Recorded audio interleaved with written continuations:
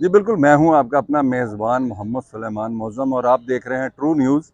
आज हम मौजूद हैं सरगोदा की इंसदादे दहशतगर्दी अदालत के बाहर, जहाँ पर पाकिस्तान तहरीक-ए-इंसाफ के रहनुमा और उम्मीदवार पीपी 76 मार मोहसन को एक दहशतगर्दी के मुकदमे में आज वो यहाँ पेश हुए हैं। कुछ रोज़ कबल इंसदादे दहशतगर्दी अदालत की जानिब से उनको बुरी ज़मानत दी गई थी और आज वो दोबारा बुरी ज़मानत के हवाले से इंसदाद दहशतगर्दी की अदालत में पेश हुए हैं। इस वक्त यहाँ पर अगर बात की जाए तो पुलिस की भारी नफरी जो है वो इंसदाद दहशतगर्दी अदालत के बाहर जो है वो तैनात की गई है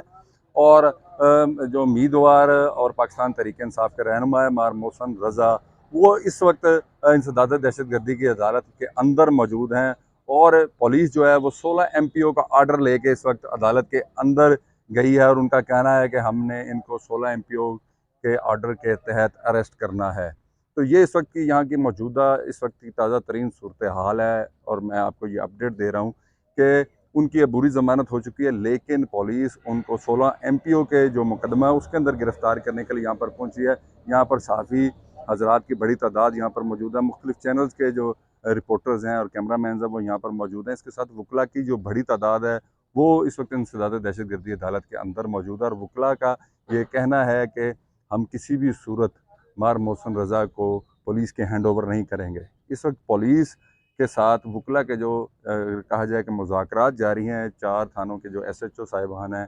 वो अंदर गए हुए हैं और उनका एक ही कहना है कि हमारे पास 16 MPO के तहत इनकी गिरफ़्तारी के आर्डर हैं, तो हमने इनको गिरफ़्तार करना है।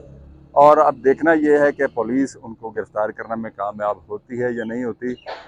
जो अदालत है, अदालत की जानिब से उनकी अब बुरी ज़मानत में मज़ीद 2 रोज़ की तोसी कर दी गई है और 2 रोज़ के बाद दोबारा उनको इंसदाद दहशतगर्दी की अदालत में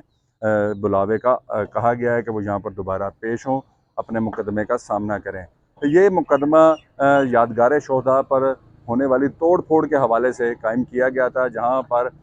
जो पाक आर्मी के शोहदा हैं उनकी तस्वीर थी उनको तोड़ा गया, उनको फाड़ा गया, जिसके बाद जो सरगोदा में मुख्तलिफ थाने हैं वहाँ पर इस हवाले से मुकदमा दर्ज किए गए और उस मुकदमात के हवाले से वो आज यहाँ पर पेश हुए थे। मार मोहसन रज़ा से जब हमारी बात हुई तो उनका कहना था कि